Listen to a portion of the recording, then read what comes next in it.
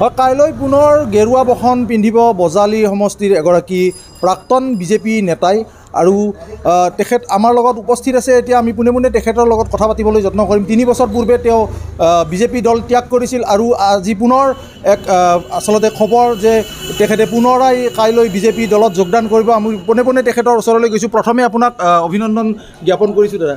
মোৰ ফালৰ পৰা ND24ক আন্তৰিক শুভেচ্ছা জনাইছোঁ। কি ক'ব কাইলৈ পুনৰ আচলতে 3 বছৰৰ বিৰতিৰ পিছত পুনৰ আচলতে বিজেপি দলত যোগদান কৰিব, কি ক'ব? অহাকালি 3 বছৰ পিছত মই পুনৰ বিজেপিলৈ যাম আৰু মোৰ লগত বহু সংখ্যক সতীৰ্থ বন্ধু লগত যাব। দলীয় সতীৰ্থ কৰ্মীসকলে আদৰিব। মাননীয় অসমৰ মুখ্যমন্ত্ৰী ডাঙৰীয়াৰ নেতৃত্বত এক সবল নেতৃত্ব আৰু এই তেখেতৰ নেতৃত্বত মাননীয় মন্ত্ৰী কেবিনেট মন্ত্ৰী আমাৰ জয়ন্ত মল্ল ডাঙৰীয়া, পীযুষ হাজৰিকাকে আদি কৰি ৰাজ্যিক সভাপতি ভৱেশ কলিতাকে আদি কৰি তেখেতসকলে সকলোৱে আলোচনা মৰ্মে মই অহাকালি বিজেপি দলত যোগদান কৰিম। যে আপুনি এগৰাকী হৈছে আচলতে পুৰণি বিজেপি কৰ্মী, যিহেতু এতিয়া পুৰণি বিজেপি একাংশ পুৰণি বিজেপি কৰ্মী আচলতে এই এতিয়াৰ বিজেপিসকলৰ ওপৰত ক্ষোভিত হৈছে। আপুনি কেতিয়াবা ক্ষোভিত হৈছিল নেকি? মই বিজেপি দলৰ প্ৰতি মোৰ অশান্তি নাছিলে। যোৱা বিধানসভা নিৰ্বাচনত অলপ ভুল বুজাবুজি হ'ল আৰু সেই অলপ ভুল বুজাবুজিটো আপোনালোকে জানে সমষ্টিগতভাৱে কিবা অলপ খেলি মেলি হ'ল। মই ঠিকেই আছিলোঁ, কি কাৰণত কোনোবা মানে ভুল বুজাবুজি কৰি হ'ল, কিন্তু দলৰ প্ৰতি মোৰ আন্তৰিকতাটো আছিলেই। কাৰণ এই দলটো ইয়াত শেষ হৈ গৈছিলে। মোটামুটি দল আগতে আছিলে, ইয়াত বিজেপিৰ বিধায়কো হৈছিলে মাননীয় মনোৰঞ্জন দাস ডাঙৰীয়াই। তাৰপিছত দলটো ভাঙি ছিঙি টুকুৰা টুকুৰ হৈ মেলি শেষ হৈ গৈছে। সেইখিনি সময়ত দলটোৰ আকৌ মই পতাকাখন হাতত লৈ মই নতুন মানুহ বহু লগত লৈ মই পুনৰ গঠন কৰিছিলোঁ আৰু মোক দায়িত্ব দিছিলে। দলীয় নেতৃত্ব নিষ্ঠা আৰু সততাৰে পালন কৰিছিলোঁ। আৰু তেতিয়া দিল্লীতো চৰকাৰ অহা নাছিলে আৰু ৰাজ্যতো অহা নাছিলে আৰু ঠিক তেনেকৈ পঞ্চায়তো অহা নাছিলে। পাইছিল 2-এটা 3টা এনেকুৱা মানে যিকেইটা চিট পাইছিলে, টাউন কমিটিৰো তেনেধৰণে আছিলে। গতিকে যেতিয়া এই ভাঙি ছিঙি টুকুৰা টুকুৰ হৈছিলে তেতিয়া মোক দায়িত্ব অৰ্পণ কৰিছিলে ৰাজ্যিক বিজেপিৰ তৰফৰ পৰা। আৰু সেই সময়খিনিত মই থাকোঁতে প্ৰায় 11টা বছৰ মই দলত মই সেৱা কৰিবলৈ সুযোগ পাইছিলোঁ। দলত এনে এটা দিন নাই যিটো দিনত মই এনেই বহি থকা নাই। মই প্ৰতিটো সময়তে মোক সভাপতিটো দিলে, প্ৰভাৰীও দিছে, ৰাজ্যিক মুখপত্ৰও দায়িত্ব দিছে আৰু তেনেকুৱা বহুত কোনোবা মানে স্বায়ত্তশাসিত পৰিষদৰ দায়িত্বটো দিছে। কেতিয়াবা হয়তো ষ্টাৰ কেম্পেইনাৰ কৰিও দিছিলে, আগতে দায়িত্ব দিছিলে মোক। দলীয় মই দায়িত্ব দিছিলে আৰু দায়িত্ব মই পালন কৰিছিলোঁ। 21ৰ বিধানসভা নিৰ্বাচনত আপুনি যিহেতু টিকটৰ দাবীদাৰ আছিলে এগৰাকী, কিবা কাৰণত হয়তো টিকটৰ পৰা বঞ্চিত হ'ব লগা হ'ল, তাৰপিছত দল ত্যাগ কৰিলে আপুনি, এতিয়া কেনেধৰণে আগবাঢ়িব? এতিয়া মই কোনো টিকট কেন্দ্ৰিক মনোভাৱ আগত ৰাখি মই যাব বিচৰা নাই। এতিয়া দলৰ যিটো নিয়ম, মই তেতিয়াও সেইটো নিয়ম পালন কৰিব বিচাৰিছিলোঁ। কিন্তু কি ধৰণে ৰাজ্যিক নেতৃত্বই ভাবিলে মোৰ লগততো তেতিয়া ৰাজ্যিক নেতৃত্বই লাষ্ট সময়খিনিত কোনো যোগাযোগ কৰা নাছিল। গতিকে তেনেকুৱা মই অতি দুখেৰে মই শেষলৈকে মই আছিলোঁ। আৰু শেষলৈকে ইয়াত যেতিয়া পঞ্চায়ত নিৰ্বাচন হোৱাৰ পিছৰ পৰা প্ৰত্যেকখন পঞ্চায়ততে মই নিষ্ঠা আৰু সততাৰে কাম কৰিছোঁ। মই হাতৰ আমাৰ মানুহবিলাকে কয় যে নিজৰ টকা পইচা খৰচ কৰিব, মই টকা পইচা খৰচ কৰিছিলোঁ মই দলটোৰ কাৰণে। মই বহু মানে সংঘবদ্ধ কৰিছিলোঁ, পৰিয়ালৰ ঘৰে ঘৰে গৈ পঞ্চায়ত নিৰ্বাচনত ঠিক তেনেদৰে এটা ভাল ফলো দিছিলে। মানুহৰো সহায় সহযোগ, দলৰো সহায় সহযোগ, সকলোৰে আন্তৰিকতাৰে আমি ভাল ৰিজাল্ট কৰিবলৈ সক্ষম হৈছিলোঁ। কিন্তু তাৰ পিছত পৰ্যায়ক্ৰমে হয় মই দলৰ টিকটৰ কাৰণে আশা কৰিছিলোঁ, টিকট বিচাৰিছিলোঁ আৰু টিকট বিচৰাটো সকলোৱে জানে, সমষ্টিবাসীয়েও জানে, দলৰ নেতৃবৃন্দও জানে। কিন্তু সেই সময়ত যিসকল মুখ্যমন্ত্ৰীয়ে হওক বা সভাপতিয়ে হওক ৰাজ্যিক বা তেনেধৰণৰ যিসকলে দায়িত্বত আছিল, তেওঁলোকে মোক আশ্বাসো দিছিলে। কিন্তু পৰৱৰ্তী সময়ত যেতিয়া একেই চূড়ান্ত সময় ৰূপ ল'লে তেতিয়া অলপ কিবা খেলি মেলি হ'ল। আৰু যিটো খেলি মেলিৰ কাৰণে মই কৰা নাছিলোঁ, মই বাটে চাই আছিলোঁ। কিন্তু মই অলপ মনত দুখ পাইছিলোঁ যে দলীয় লাইনত অলপ মৰম স্নেহ সকলোৱে বিচাৰে, যা হওক সেই অতীত হৈ গৈছে, সেইবিলাক কথা মই ধৰি থকা নাই।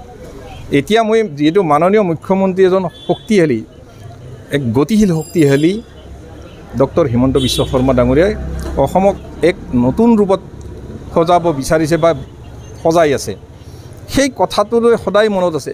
মই মুখ্যমন্ত্ৰী ডাঙৰীয়াৰ লগত কথা পাতি মই সঁচাকৈ ভাল লাগিছে, আনন্দিত হৈছোঁ। মাননীয় যিহেতু আমাৰ জয়ন্ত মল্ল ডাঙৰীয়াই তেখেতে আন্তৰিকতাৰে যিটো ধৰণে মোক কথা বতৰা পাতিছে, সেই কথা বতৰা মই মানেতো ৰাইজক মই বুজাব নোৱাৰিম।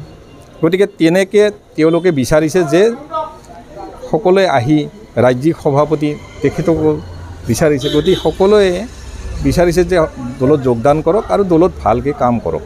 প্ৰথমে আছুৰ মঞ্চ, তাৰপিছত 11 বছৰ ধৰি এক সুদীৰ্ঘ সময় আচলতে বিজেপিত আপুনি কটালে, তাৰপিছত বিজেপি ত্যাগ কৰিলে, তাৰপিছত আৰু এটি অন্য দলত আচলতে আপুনি যোগদান কৰিছিলে। এতিয়া যিহেতু অন্য দলত যোগদান কৰিছিলে, কি দেখে অসমৰ অন্য যিবিলাক ৰাজনৈতিক দল আছে তেওঁলোকৰ ভৱিষ্যত? চাওক, মই সমালোচনা কৰিব বিচৰা নাই এই মুহূৰ্তত।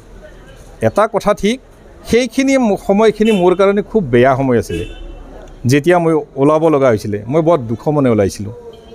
কিন্তু মই জাতীয় সংগঠনত নেতৃত্ব দিয়া সদৌ অসম ছাত্ৰ সন্থাৰ মই 23টা বছৰ মই নেতৃত্ব দিছিলোঁ।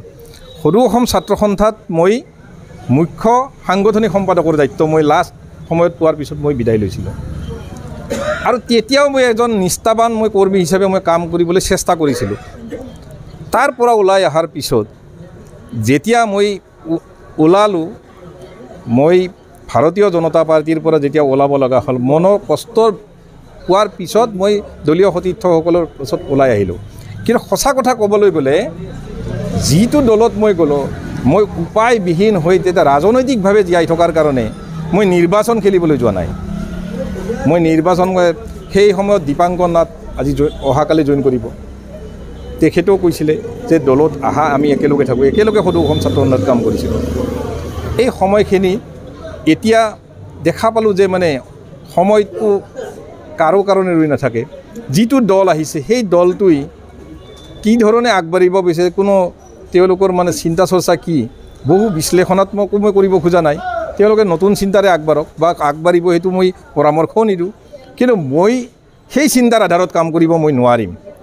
যিহেতু সেই চিন্তাৰ আধাৰত কৰিব নোৱাৰোঁ, গতিকে তেওঁলোকক মই সমালোচনাও কৰিব নোৱাৰোঁ।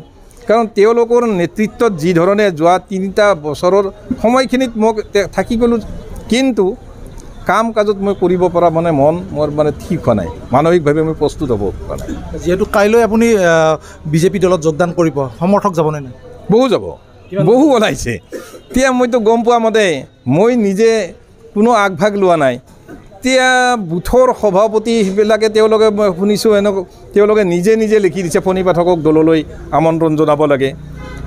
মোৰ হাতত পৰা নাই কাগজ, কিন্তু তেওঁলোকেতো স্বতঃস্ফূৰ্তভাৱে লিখি দিছে, প্ৰায় স্বাগতম জনাইছে। তেওঁলোকে নিজে মাননীয় মুখ্যমন্ত্ৰী বা তেখেতসকলক লিখি দিয়া বুলি কৈ আছে।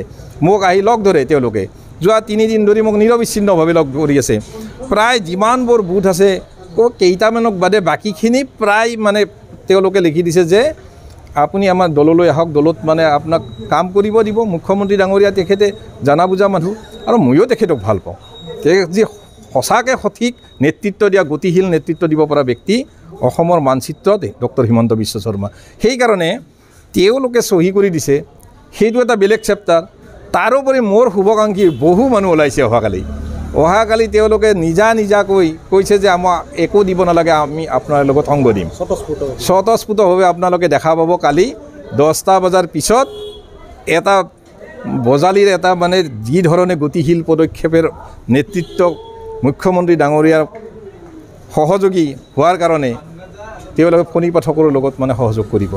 ধন্যবাদ জনাইছোঁ আপোনাক। এয়া আছিল বজালীৰ একালৰ বলিষ্ঠ আচলতে বিজেপি নেতা বুলি ক'ব লাগিব, আৰু তেখেতে 2021 চনত বিজেপি ত্যাগ কৰিছিল আৰু কাইলৈ পুনৰ তেওঁ গেৰুৱা বসন পিন্ধিবলৈ সমৰ্থক আৰু শুভাকাংক্ষীৰ সৈতে যাব গুৱাহাটীলৈ।